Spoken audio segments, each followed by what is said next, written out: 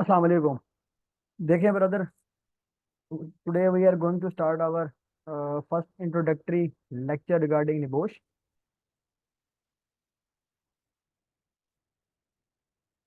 So today is our nibosh class.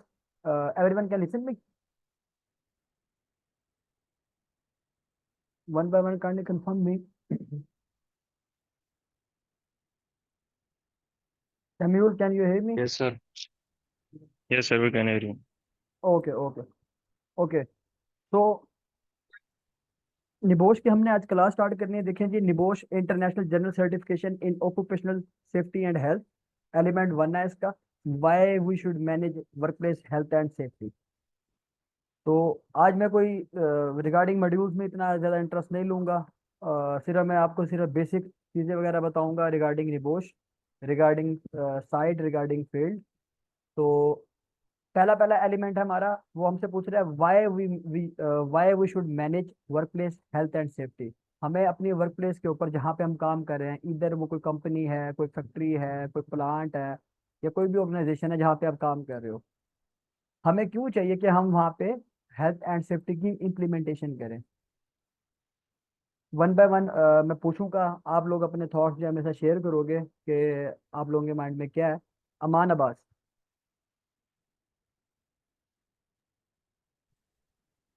Sir, सबसे पहले तो वहाँ के जो वर्कर हैं उनके लिए बहुत ज़रूरी है हेल्थ एंड सेफ्टी वहाँ पे मैनेज करनी, क्योंकि अगर कोई भी वहाँ पे इंसिडेंट हो जाता है तो उनकी जो मोटिवेशन है वो बिल्कुल वो लूज कर देंगे। और जो आप अपना कंपनी से रिलेटेड जो एम्प्लॉयज़ हैं उनके लिए बड़ा मसला होगा, और जो एक इमेज बनी हुई है कंपनी की जी वो जी, मार्केट में गिर जाएगी। बिल्कुल। तो ये तो हादसा जो है, ये किस इसलिए तरह का हादसा होगा और क्यों वकूफ पजीर होगा? Have you any idea about it? Incident हाँ जी, हाँ जी। इंसिडेंट सर, किस मुख्तलिफ उसकी रीजंस हो सकती हैं कि अगर आपने कोई प्रिकॉशंस हैं उसे फॉलो नहीं किया तो उसकी वजह से भी कोई इंसिडेंट हैपन हो सकता है, या फिर अगर वहाँ पे कोई अपना इक्विपमेंट आप यूज कर रहे हो, आप उसे प्रॉपरली यूज नहीं कर रहे, उसकी ट्रेनिंग आपको नहीं दी गई तो उस अगर आप उसका गलत इस्तेमाल कर लेते हो तो उसकी वजह से भी कोई इंसिडेंट हैपन हो सकता है। ठीक है, ठीक हो गया। अच्छा, जी next, sir. Danish Ali, you are going to let me know about why we should manage health and safety at our workplace site. Have you any idea? Have you any thoughts?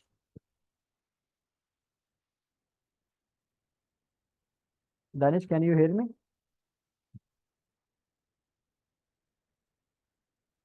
I think Danish can't hear us. Okay. Hamza, you will let me know about it. Hamza Wajid. जी sir. जी sir, जैसे भाई ने बताया sir, company के लिए और company के जो एम्प्लॉयज हैं उनकी सेफ्टी के लिए, ओवरऑल जो सेफ इन्वायरमेंट के लिए हमें ये जरूरी बनाना है सर कि किसी को कोई खतरा ना हो। कंपनी का इमेज है, इस ठीक है, वजह से कोई आग वगैरह या कोई हैजर्ड है उसका। सही हो गया। Hassan, have you any thought? Then share us.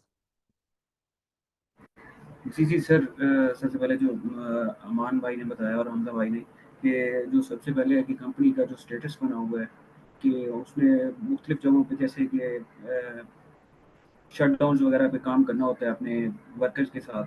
ठीक है, तो अगर वो सेफ्टी को मद्देनज़र नहीं रखेगी तो उसका जो टेम्पो बना हुआ है वो टूट जाएगा। ठीक है, और सबसे पहले ये है कि जैसे हाइट पे वर्कर्स काम कर रहे होते हैं ठीक तो है। सेफ्टी के लिए जो बेल्ट वगैरह लगाते हैं उनका होता है कि वो ना लगाएं तो वो वहाँ से गिर सकते हैं और सॉरी सॉरी सॉरी सॉरी, जान जाने क्या का भी खतरा है। वर्क एट हाइट के ऊपर आप क्या कह रहे हो? क्या लगाना जरूरी होता है? जैसे सर सेफ्टी बेल्ट लगी होती हैं। ओके ओके ओके, ठीक है। जी जी सर। और दूसरा ये है कि जैसे क्रेन्स काम कर रही होती हैं, यानी कि हैवी इक्विपमेंट को उठा के एक हम्म, जगह से दूसरी जगह ट्रांसफ़र करना। और वो जैसे कि ड्राइवर्स जो होते हैं, जो यानी कि क्रेन को ऑपरेटर होते हैं, जो ऑपरेट कर रहे होते हैं, तो वो अगर सेफली यानी कि उसे मूव नहीं कर सकते तो वर्कर सामने कोई आ सकता है। इस तरह ठीक ये है, चीज़ें मैनेज करना बहुत ज़रूरी है। ओके। सैमुअल विनीत। अस्सलाम वालेकुम सर। वालेकुम सलाम। Uh, we should maintain the safety because we have um, worker के लिए तो हम लोग पहले वो लोग सेफ से काम करेगा तो हेल्थ भी और सब कुछ सेफ में रहते हैं। तो जी इसलिए हम लोग को वर्कर को जो भी हमको इक्विपमेंट्स या जो भी चाहिए हमको उनको अरेंज करना है। ठीक मतलब जो भी आइटम्स है हमको उनको देना है। फिर उसके बाद वो लोग यूज नहीं कर रहे तो हम उसमें एक्शन ले सकते हैं।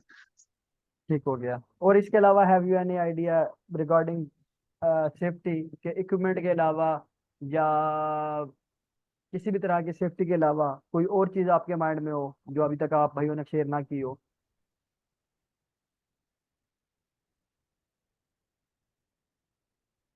अच्छा, चलो देखो मैं आपको कुछ आइडिया मैं भी दे देता हूँ, फिर आगे जो है ना अपना लेक्चर स्टार्ट करते हैं। वर्क प्लेस के ऊपर हमने हेल्थ एंड सेफ्टी की इम्प्लीमेंटेशन करनी है। उसकी करने की वजह यह है कि because it is our moral duty, it is our legal duty. ठीक है, moral, legal and financial, the three reasons होती हैं, ये भी अब आगे जाके देखेंगे भी सही। अब इसमें होता क्या है, जिस तरह अभी एक भाई ने बात की कि कंपनी ने अपनी रेपुटेशन को मेंटेन रखना है, ठीक है, अपनी साख को, अपनी शोहरत को बरकरार रखना है। तो इस वजह से जो है ना वो वर्क प्लेस साइड के ऊपर हेल्थ एंड सेफ्टी की इम्प्लीमेंटेशन कर रही है। ठीक हो गया। अब हेल्थ एंड सेफ्टी की इम्प्लीमेंटेशन अगर नहीं होती तो मुझे कौन बताएगा कि मुझे किन किन चीज़ों को फेस करना पड़ सकता है, और अगर जो है वर्क प्लेस साइड के ऊपर हेल्थ एंड सेफ्टी की इम्प्लीमेंटेशन नहीं होगी तो फिर मुझे किन किन चीज़ों से मैं बच सकता हूँ? सैम्यूल, आप बताओ। क्या? हेलो, क्या हाँ, बोल रहे सर? एक बार फिर से हाँ, बोलिए सर, क्योंकि आवाज नहीं आ कोई इशू नहीं। रहा, डिस्टरबेंस। हाँ, नो इशू। मैंने पूछा कि अगर वर्क प्लेस साइट के ऊपर मैं हेल्थ एंड सेफ्टी की इम्प्लीमेंटेशन अगर नहीं करता हूँ तो मुझे कौन कौन से कंसीक्वेंस जो हैं वो फेस करने पड़ सकते हैं, किस किस तरह के मसले मसाइल, प्रॉब्लम्स, इश्यूज मुझे टैकल करने पड़ेंगी, मुझे फेस करने पड़ेंगे। Have you any idea about it? पहले लॉस्ट अगर वर्कर को कुछ इंजरी हो जाएगा तो हमको कंपनी का जो प्रोडक्शन टाइम है ना वो लॉस हो जाता है, ठीक हो गया। पहला चीज। इसके अलावा कोई फिर और? उसके बाद हाँ जी, हाँ जी। उसके बाद हाँ, उसके बाद क्या है ना सर, कंपनी को हम रिपुटेशन भी खराब हो जाएगा। अगर ये बात अगर अगर वर्कर को छोटा छोटा से चोट लग गया तो ठीक है, वो तो हम लोग ठीक कर सकते हैं। अगर कुछ फैटेलिटी हो जाएगा तो हमको कंपनी का जो रेपुटेशन है वो सबको प्रॉब्लम होएगा। ठीक हो गया। Aman, have you any idea about it?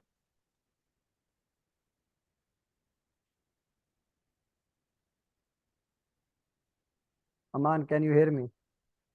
Yes sir. Sir अगर फाइनेंशियली देखा जाए तो ये जरूरी है, क्योंकि अगर कोई एक्सीडेंट हो जाता है तो वो कंपनी को एक फाइनेंशियल लॉस होता है एक तरह से। और अगर हम उसको प्रिवेंट करने के लिए एक सेफ्टी टीम हायर करते हम्म, हैं तो वो उस लॉस से बच सकती है फाइनेंशियली। ठीक और हो अगर गया। मोरली देखा जाए तो वर्कर जो वहाँ पे हमारे अंडर काम कर रहे हैं, तो वो उनका राइट है कि वो एक सेफ एनवायरनमेंट में काम करें, ठीक ताकि वो किसी भी इंजरी, किसी भी एक्सीडेंट से वो सेफ रह सके। ठीक हो गया। हमजा, वाजिद? जी। जी sir. Hamza, have you any idea about it? If we are not going to implement health and safety on our workplace site, then what consequences we are going to face?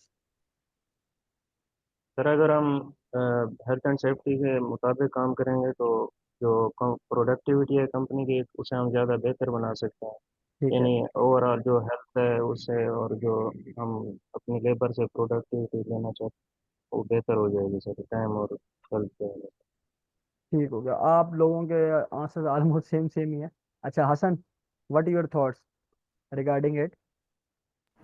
Ji sir, सबसे पहले ये है कि अगर हम safety को मद्देनज़र नहीं रखते तो टाइम मैनेज करना, क्योंकि कोई इंसिडेंट वगैरह हो जाता है तो वहाँ टाइम वेस्ट होता है और वर्कर्स फिर इंसिडेंट के बाद सही तरह काम नहीं कर सकते, तो कंपनी जो है कि उस शटडाउन को टाइमली वो ख़त्म नहीं कर सकती, जिस ओके, वजह से कंपनी का जो इम्प्रेशन है वो बहुत बुरा पड़ता है। ठीक हो गया। अच्छा देखो, सबसे पहले sequence wise do the job. ठीक है, आपने अपना जॉब जो है वो सीक्वेंस वाइज करना था। इसी तरीके से मैं इसी सीक्वेंस को अपने माइंड में रखते हुए आपको बताता हूँ कि देखो, अगर कोई वर्क प्लेस साइट के ऊपर कोई हादसा अगर वकूफ पजीर हो गया, अकर हो गया, तो अब हमें किन किन चीज़ों को फेस करना पड़ सकता है। First of all sequence wise अगर बात करता हूँ, तो देखो, जिस बंदे के साथ वो हादसा रूनुमा हुआ है, सबसे पहले हमें उसको क्या चीज़ प्रोवाइड करनी है, फर्स्ट एड फैसिलिटी हमको प्रोवाइड करने पड़ेगी उस बंदे के लिए। ठीक हो गया। Then after we are going to put that guy in hospitalize. ठीक है, आपने उस बंदे को हॉस्पिटल में जो है फिर डाल देना है।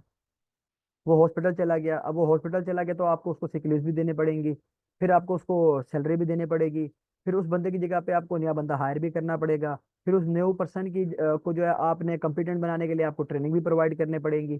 ठीक है, फिर इस न्यू पर्सन को जो आपने हायर किया है, इसको आपने ट्रेनिंग प्रोवाइड किया तो आपको उसको सैलरी भी प्रोवाइड करनी है। ठीक है, अगर खुदा ना खास्ता कोई बहुत ज्यादा सीरियस किस्म का हादसा रूनुमा होता है, तो आपको लीगल एक्शंस भी फेस करने पड़ सकते हैं, इंडिविजुअल पर्सन को भी फेस करने पड़ सकते हैं, कंपनी बैन भी हो सकती है, फिर आपकी बातें सारी की सारी के प्रोडक्टिविटी है उसमें डिले आएगा, स्टाफ टर्नओवर रेशियो बढ़ सकती है अगर आप इम्प्लीमेंटेशन नहीं कर रहे हैं, वर्कर्स का जो मोराल है वो डाउन हो जाएगा।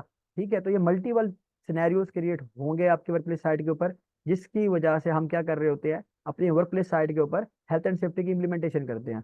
अगर आप नावाडेज देखो, अभी जिस तरीके से मैं बात करता हूँ जी, बुर्ज खलीफा की अगर बात करता हूँ, बुर्ज खलीफा बना, किसी को ये नहीं पता कि उसको बनाने में उसके पीछे कितने लोगों को अपनी जान की बाजी से हाथ धोना पड़ा। किसी को भी इस चीज में इंटरेस्ट नहीं है, और किसी को भी इस चीज का कोई आइडिया नहीं है कि कितने लोगों की डेथ हुई। ठीक है, इसी तरीके से मल्टीपल केसेस, इस तरीके से मल्टीपल चीजें ऐसी हैं जिनकी वजह से डेली बेसिस के ऊपर लोग मर रहे हैं, लेकिन हमें इंटरेस्ट नहीं है कि यार हम इसकी इन्वेस्टिगेशन ही कर लें, हम इसकी रूट कॉज ही निकाल लें, कि हम देख लेंगे, हम जान लेंगे यार ये हादसा जो है वकूफ़ पजीर हुआ, ये हुआ तो हुआ क्यों है। ठीक है, तो हमने ये सब चीजें देखनी है हमारे इसी कोर्स कंटेंट के अंदर, निबोश के अंदर। निबोश बेसिकली किसी कोर्स का नाम नहीं है, निबोश बेसिकली बोर्ड का नाम है। मैं आपको इसका एब्रीविएशन बता देता हूँ। निबोश का एब्रीविएशन है national examination board for occupational safety and health. अक्सर बच्चे मेरे पास आते हैं, पूछते हैं, सर जी निबोश का डिप्लोमा करना है, निबोश का कोर्स करना है, सेफ्टी ऑफिसर का कोर्स करना है। तो बेसिकली निबोश किसी कोर्स का नाम नहीं है। ठीक है, निबोश बेसिकली बोर्ड का नाम है, और जो आप सर्टिफिकेशन कर रहे हैं वो है IGC, international general certificate level 3, UK level 3 भी हम इसको बोलते हैं, निबोश यूके लेवल 3 भी बोलते हैं, आईजीसी भी बोलते हैं, मल्टीपल नेम से इसको पुकारा जाता है।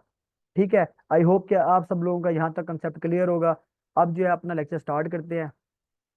अच्छा जी, अब देखो जी, लर्निंग ऑब्जेक्टिव्स हमने अपने जो एलिमेंट नंबर 1 है उसके अंदर हमने क्या क्या चीज जो है डिस्कस करनी है, हम वो देख लेते हैं। Discuss the moral, social and financial reason for managing health and safety in the work place. First task ये हमारा ये होगा, ऑब्जेक्टिव ये होगा। फिर explain how health and safety is regulated and the consequence of non compliance. फिर हमने देखना है जी अपना कि नॉन कंप्लायंस के कंसिक्वेंसेस क्या होंगे, और हम हेल्थ एंड सेफ्टी की को कैसे जो है ना रेगुलेट करेंगे। Summarize the main health and safety duties of different groups of people at work. फिर देखें जी स्टेप 4 क्या है जी हमारा, explain how contractors should be selected, monitored and manage. कि हमने जो है कॉन्ट्रैक्टर को कैसे सेलेक्ट करना है, कैसे मॉनिटर करना है, और कैसे अपनी वर्कप्लेस साइड के ऊपर उसको हम मैनेज करेंगे।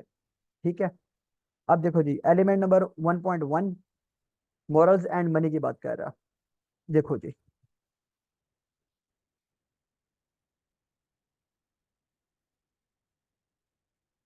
इंट्रोडक्शन टू की टर्म्स, कुछ बेसिक की टर्म्स है, हम पहले उनको देख लेते हैं। हेल्थ होती क्या है, हम हेल्थ बोलते किसको है, एब्सेंस ऑफ डिजीज और इल हेल्थ आपकी क्या कहलाती है जी, हेल्थ कहलाती है। फिर देखो जी सेफ्टी क्या है, absence of risk of serious personal injury. अगर कोई भी इस तरह का रिस्क प्रेजेंट है जिसकी वजह से हमें कोई भी सीरियस पर्सनल इंजरी हो सकती है, मेरा हाथ कट सकता है, मेरी उंगली टूट सकती है, मेरा आर्म फ्रैक्चर हो सकता है। ठीक है, मल्टीपल तरह के केसेस जो है क्रिएट हो सकते हैं जिसमें हमें सीरियस इंजरी होगी। तो अगर सीरियस होती है तो वो तो ऑब्वियस सी बात है, वहाँ पे क्या नाम है, वो तो हमारे लिए होगी ना रिस्क। अभी सेफ्टी की डेफिनेशन क्या है, एब्सेंस ऑफ रिस्क, गैर हाजिर है, रिस्क खतरा जो है वहां पे मौजूद नहीं है, तो वो क्या है, हमारी वो सेफ्टी है।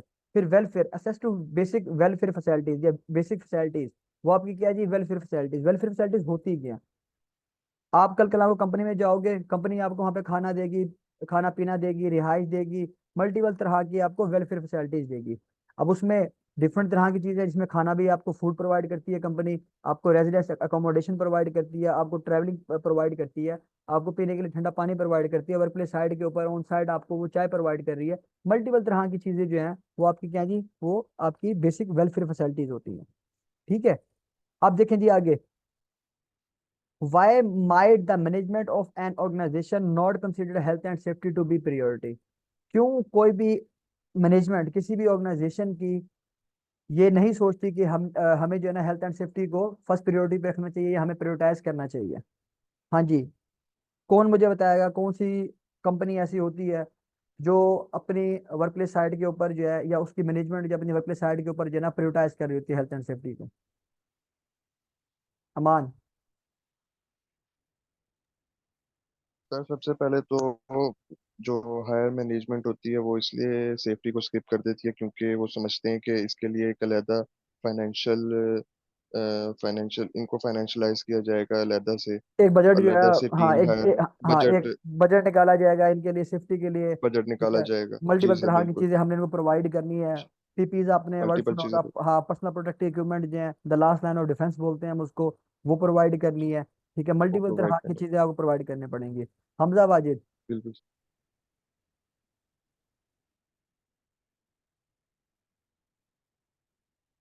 हमजा आपका क्या ख्याल है इस मुतल्लिक? जी जी सर, ये होता है कि जो जहाँ काम हो रहा है, जो कंपनी है, उसमें जो कंपटीशन होता है दूसरी कंपनियों के साथ, इसलिए सर ये वो इस चीज़ को इग्नोर कर देते हैं। ठीक हो, क्या हर एक चीज़ पे वो गौर नहीं करते कंपटीशन की वजह से, मेरा ये है। वायलेशन करते हैं वहाँ पे, लॉन्ग शॉर्ट स्टोरी। ठीक हो गया। हसन आपका क्या ख्याल है भाई? जी सर, मेरा ये ख्याल है कि जैसा कि मुख्तलिफ कंपनियाँ शटडाउन वगैरह वो करती हैं मैनेज, तो उनका यही होता है कि हम ज़्यादा से ज़्यादा शटडाउन कम अरसे में यानी कि लगाएँ और ज़्यादा से ज़्यादा पैसे कमाएँ। तो वो इस ठीक, वजह से ये चीज़ें स्किप कर देती हैं, जिस वजह से ये ठीक हो गया। सैम्यूल। Hmm, hello. हाँ जी Samuel, I can hear you. हाँ सर, इसलिए कि वो कंपनी इसलिए जो उसका एक्सपेंडिचर है ना सर, उस छोटा काम के लिए तो वो लोग ज्यादा इन्वेस्टमेंट रखने के लिए तो नहीं सोचते हैं, तो इसलिए वो लोग हेल्थ एंड सेफ्टी को कंसिडर नहीं करते हैं। ठीक हो गया। सैम्यूल, कोई कम्युनिकेशन गैप तो नहीं है? आपको समझ में आ रही है? हाँ सर, थोड़ा सा सिग्नल तो इशू है। ठीक हो गया। इसके अलावा फिर भी अगर कोई किसी का भी कोई माइंड में कोई क्वेश्चन क्यूरी हो, वो पूछ सकता है। अदरवाइज ये कि आप मुझसे व्हाट्सएप पे जो है ना रब्ता कर सकते हो रिगार्डिंग दिस। ठीक हो गया। Okay sir. ठीक है, अब मैं आपको एक एग्जांपल देता हूँ। सर एग्जांपल एक क्या? क्वेश्चन था। हाँ जी हाँ जी। सर ये रिकॉर्डेड लेक्चर्स हमें किधर मिलेंगे? ब्रदर, मेरा यूट्यूब के ऊपर चैनल बना हुआ है। मैं बेसिकली क्लास रिकॉर्ड कर ही इसलिए रहा हूँ ताकि मैं ये है ना ये लेक्चर आपके लिए जो है ना यूट्यूब के ऊपर अपलोड कर दूँ। ठीक सर, वो उसका भी लिंक काइंडली शेयर कर दीजिए। मैं कर देता हूँ, no issue. Thank you sir. Okay brother.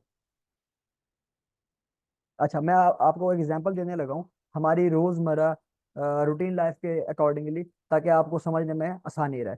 अच्छा, मैं आपको बताता हूँ कि जिस तरीके से अभी बहुत ज़्यादा गर्मी पड़ रही है, बहुत ज़्यादा गर्मी पड़ रही है। अभी आगे जो है सर्दियाँ आएंगी और माशाल्लाह से हम पहले भी बहुत सारी सर्दियाँ गुजार चुके हैं। आपको पता है कि जब सर्दियाँ आती हैं, आप लोग जितने भी माशाल्लाह से बाइक हजरात बाइकर लोग हैं जो अपनी बाइक्स को ड्राइव करते हैं, अभी तो खैर आप ग्लव्स वगैरह नहीं पहन रहे। अगर आप ग्लव्स पहन भी रहे हो तो वो बहुत थिन लेयर वाले पहन रहे हो, गर्मी वाले ग्लव्स पहन रहे हो कि हमारे जो ना हाथ ब्लैक ना हो। खैर, मेरा ये कंसर्न नहीं है। मेरा कंसर्न ये है कि जब सर्दी आती है, सर्दी के लिए जब हम ग्लव्स पहनते हैं, तो मुझे ये बताओ कि जब हम ग्लव्स पहन के बाइक ड्राइव करते हैं तो क्या हमारी grip as as it is होती है जिस तरह हम पूरा साल जो है ना बेयर हैंडेड के साथ अपनी जो है ड्राइव करते हैं? No sir. अभी होता भी बिल्कुल यही है। जब आप कल कल को वर्क प्लेस साइड के ऊपर जाओगे, मिडिल ईस्ट में जा रहे हो, कतर में, बहरीन में, ओमान में, मस्कत में, दुबई में, या यूरोप वाली साइड पे कहीं पे भी आप अगर आप जाते हो, तो वहां पे जब हेल्थ एंड सेफ्टी की इंप्लीमेंटेशन आप करते हो तो वहां पे आप पीपीज का इस्तेमाल भी करते हो, पर्सनल प्रोटेक्टिव इक्विपमेंट जिसको हम बोलते हैं। अब पर्सनल प्रोटेक्टिव इक्विपमेंट पहनने के बाद काम करने की जो रफ्तार है, वो आपकी आधी हो जाती है, आपकी कम हो जाती है। अब एक बंदा है, एक मिस्त्री, एक मजदूर है, वो बेयर हैंड के साथ काम कर रहा है, नंगे हाथों से अपना काम कर रहा है। ठीक है, जब वो ग्लव्स पहन के काम करेगा तो इट्स मीन्स दैट उसको प्रॉब्लम क्रिएट होगी, उसको गर्मी भी लगेगी। अभी कुछ लोग केमिकल एरियाज के अंदर काम कर रहे हैं तो वो केमिकल सूट पहन के काम कर रहे हैं, तो केमिकल सूट के अंदर से हवा पास नहीं होती है। तो अगर आप 5 मिनट के लिए भी केमिकल सूट पहन लो तो सर से लेके पाँव तक आप पूरा का पूरा स्वेट हो जाओगे। ठीक है, इसी तरीके से हाइड्रोजेटर है, हाइड्रोजेटिंग एक्टिविटी परफॉर्म कर रहा है, उसने टीएसटी सूट पहनना होता है। तो इसी तरीके से हर एक एक्टिविटी के अकॉर्डिंगली आप देखोगे उनकी स्पेशल पीपीज हैं। पीपीज की दो टाइप होती हैं, खैर ये मैं फर्दर आपको जाके बता दूंगा। एक मैंडेटरी होती है, एक स्पेशल पीपीज होती है। तो आपको समझ में लगी मेरी एग्जांपल से कि अगर हम एक बेयर हैंड से सारा साल काम कर रहे हैं और फॉर अ वाइल हम किसी शटडाउन पे जाते हैं, कल को हम बाहर की दुनिया में जाते हैं, वहां पे हमें पीपीज पहन के काम करना अगर पड़ेगा, तो इट्स मीन्स दैट कि हमारी जो स्पीड है, जो हमारी रफ्तार है, वो ऑलरेडी ही स्लो हो जाएगी उस पीपी को पहनने से, वियर करने से। चीज समझ में आती है? Yes sir. Yes sir. अच्छा जी, देखो the moral reason for managing health and safety. Moral reason क्या है कि हम हेल्थ एंड सेफ्टी की को मैनेज कर रहे हैं अपनी वर्क प्लेस साइड के ऊपर। Global statistics from the ILO safe work programme हमें क्या कह रहा है जी? Global statistics from international labour organisation, ILO abbreviation है इंटरनेशनल लेबर ऑर्गेनाइजेशन का सेफ वर्क प्रोग्राम है उनका। वो कहते हैं जी over 3,50,000 work related fatal accident each year. Fatal बोलते हैं मोहल्लिक जानलेवा को। हर साल 3.5 लाख लोग जो है वो क्या हो जाते हैं, वो मर जाते हैं वर्क रिलेटेड फैटल एक्सीडेंट, कि वो अपनी वर्क प्लेस साइड के ऊपर काम करते हैं। जिस तरीके से अभी एक भाई ने एग्जांपल दी कि क्रेन लिफ्टिंग हो रही है। अब आपको मैं एक बताता चलूं, जब भी आपकी क्रेन लिफ्टिंग होती है, जो उसका सस्पेंडेड लोड जो होता है, आपने कभी भी उसके नीचे नहीं आना। बैरिकेडेड एरिया, जितना भी एरिया बैरिकेड हुआ है, आपने उसके अंदर एक तो आना नहीं। अगर मैं कहता हूँ कि वहां पे सिग्नल मैन खड़ा हुआ है या रिगर लेवल 2 खड़ा हुआ है, वो सिग्नल प्रोवाइड कर रहा है, या कोई भी रिगर खड़ा हुआ है, तो उसने कभी भी सस्पेंडेड लोड के नीचे नहीं आना। ठीक है। अभी इसी तरीके से मल्टीपल एक्टिविटीज चलती हैं वर्क प्लेस साइड के ऊपर, जैसे शटडाउन। आप अभी एक भाई ने वर्ड भी यूज किया कि शटडाउन लगाएंगे, कल कल को आप शटडाउन पे जाते हो तो वहां पे मल्टीपल आप एक्टिविटीज को परफॉर्म कर रहे होते हो। तो वहां पे मल्टीपल एक्टिविटीज हो रही है, तो वहां पे हर एक एक्टिविटी जो हो रही है, कटिंग हो रही है, ग्राइंडिंग हो रही है, वेल्डिंग हो रही है, वर्क एट हाइट हो रहा है, scuba scuba JSA risk assessment, post weld heat treatment, hydrojetting, hydro testing, sand blasting, multiple activities मेरे माइंड में इस वक्त आ रही हैं।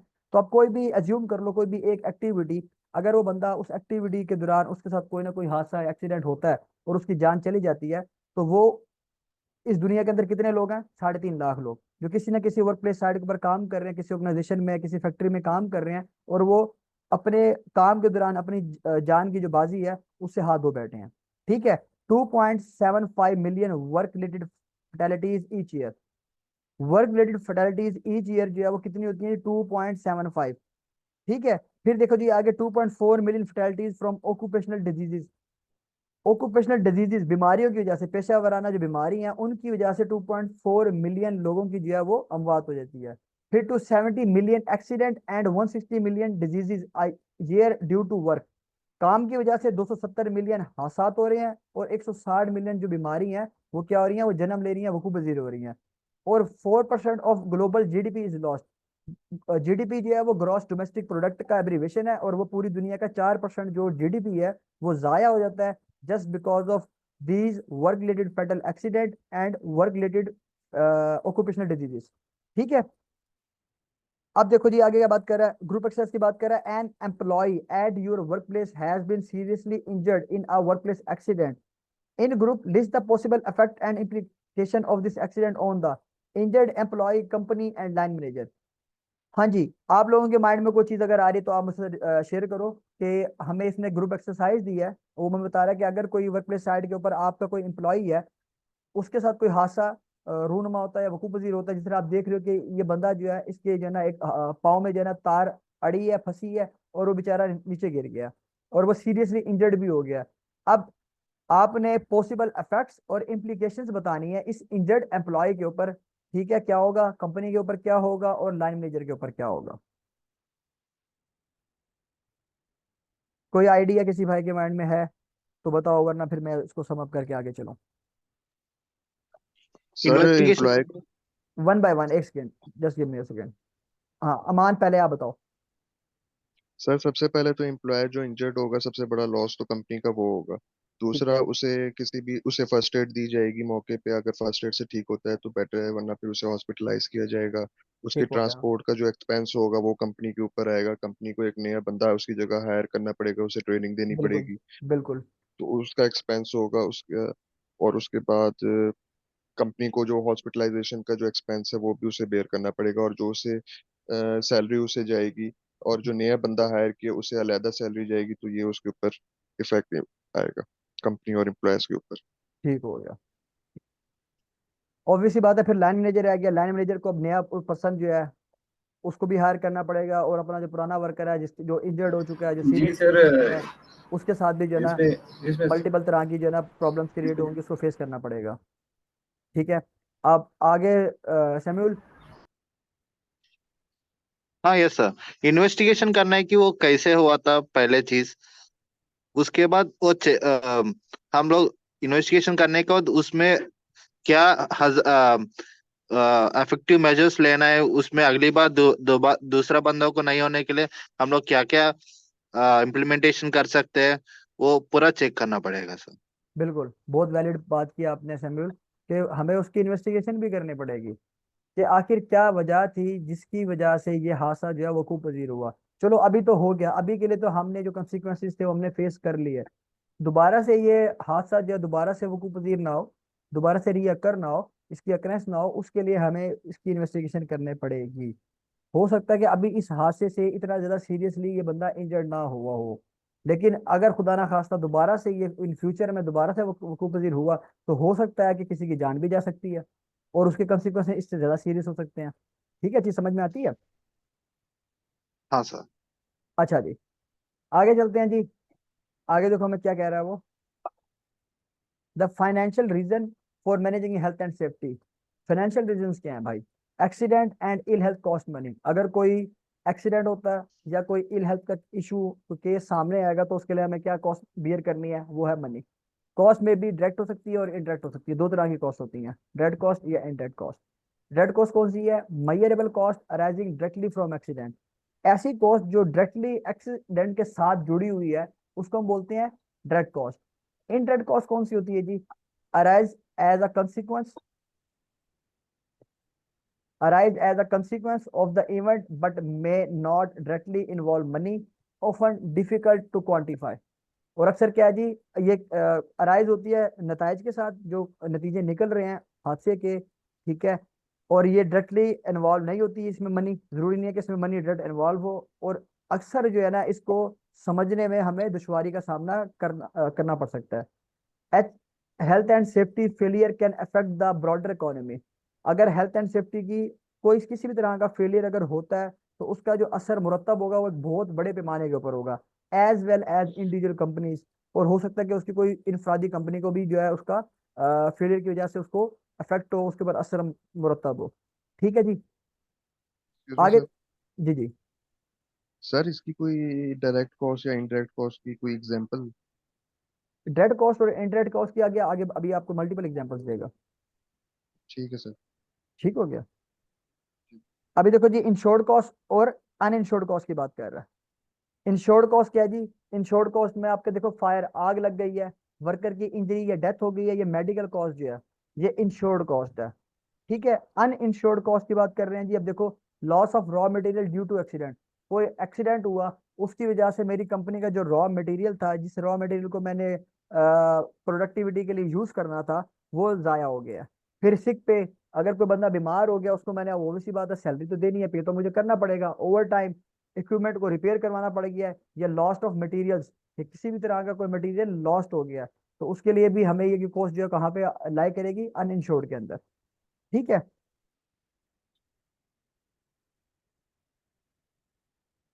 1.1 एंड ऑफ सेक्शन है, what are the three main reason for managing health and safety. हेल्थ and सेफ्टी को मैनेज करने के तीन रीजन क्या हैं?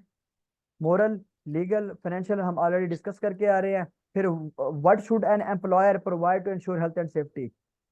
हाँ जी, हेल्थ एंड सेफ्टी के लिए क्या किस चीज़ की हमने यकीन दहानी करनी है कि एम्प्लॉयर ने हमें ये जो चीज़ें फैसिलिटेट कर रखा है। सेफ प्लेस ऑफ डैश, यहाँ पे आपका वर्क क्या क्या, safe plant and equipment, safe system of work, training, competency, नहीं, training, knowledge, knowledge, ability and competency. बाकी ये मल्टीपल जो है ना, ये नंबर जो 4 है, इसको मल्टीपल जो है ना फिलिंग द ब्लैंक्स में कर सकते हैं। इसका कोई ऐसा इशू नहीं है, और ना ही इसकी कोई इतनी इंपॉर्टेंस है पेपर पॉइंट ऑफ व्यू से। ठीक है, तो यहाँ तक सब भाइयों को आज का लेक्चर समझ में आया? किसी भाई का कोई क्वेश्चन, कोई क्यूरी है तो वो मुझसे पूछ सकता है।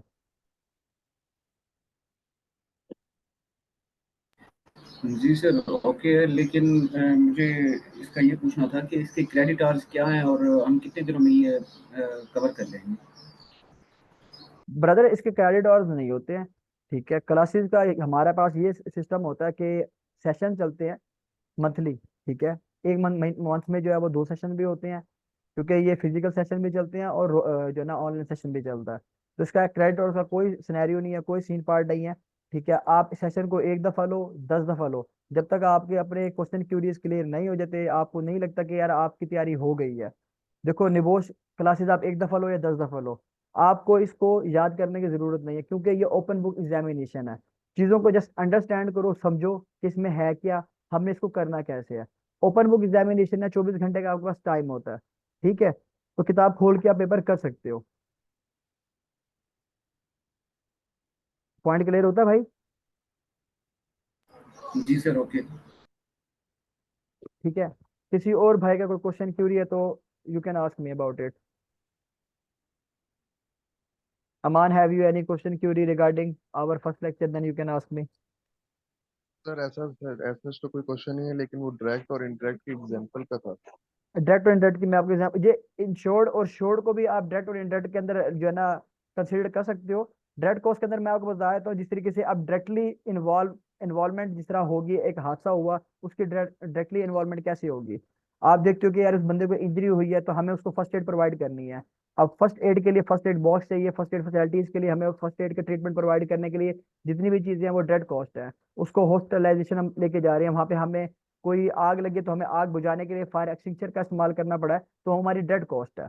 ठीक है, इसी तरीके से जिस तरह उसने अनश्योर्ड के अंदर भी हमें बात की कि हमारा कोई रॉ मटेरियल जो है जो रॉ मटेरियल जो हमने इस्तेमाल करना है वो डैमेज हो जाता है, बंदा जो है इंजर्ड हुआ, उसको सिक पे जो है हमने देनी है, अब उसके अंदर भी आपकी पेमेंट, आपकी कॉस्ट मनी इन्वॉल्व है। ठीक है, इसी तरीके से मल्टीपल जो है ना सिनेरियोज क्रिएट हो सकते हैं जो आप उसके अंदर लेके जा सकते हो इंटरेक्ट के अंदर। इनडायरेक्टली जो है जो चीजें सर आप देख रहे हो कि क्या क्या कह रहे हो, ये मान क्या सर क्या। मैं ये कह रहा था कि इनडायरेक्ट में जो है वो क्वांटिफाई नहीं कर सकते, उसमें लिखा हुआ नहीं था नहीं कि नहीं वो नहीं, ऐसा लॉस है। जी सर। कॉम्प्लिकेटेड है, डिफिकल्ट है क्वांटिफाई करना, डिफिकल्ट है। Okay sir. ऐसा ओके नहीं है कि हम समझ नहीं सकते उसको, वो ओके डिफिकल्ट होता है ओके हमारे ओके। लिए, क्योंकि उसको वो डायरेक्टली इन्वॉल्व नहीं है, वो इनडायरेक्टली इन्वॉल्व हो रहा है। ठीक अब सर, देखो ना, बेहतर। अब मेरा जो है कोई रॉ मटेरियल पड़ा हुआ है, अभी तो मैंने हम्म, उसके ऊपर पैसा नहीं लगाया, बट मैंने कभी ना कभी तो उसके ऊपर पैसा लगाया है ना, बेशक वो रॉ मटेरियल ही बिल्कुल सही। तो अब वो इन्वॉल्व बिल्कुल है सर। उसके अंदर, तो इसलिए उसको हमने इंटरेक्ट के अंदर कंसिडर किया। ओके, क्लियर है? Clear sir, yes sir, clear. Hamza Wajid, have you any question regarding it, regarding our element 1.1? नहीं सर, क्लियर है। Hassan, have you any question, Curie? नहीं सर, ओके है, क्लियर है। ठीक हो गया। Samuel, have you any question?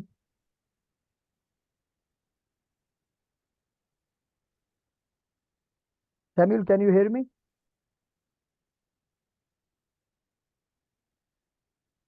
Okay.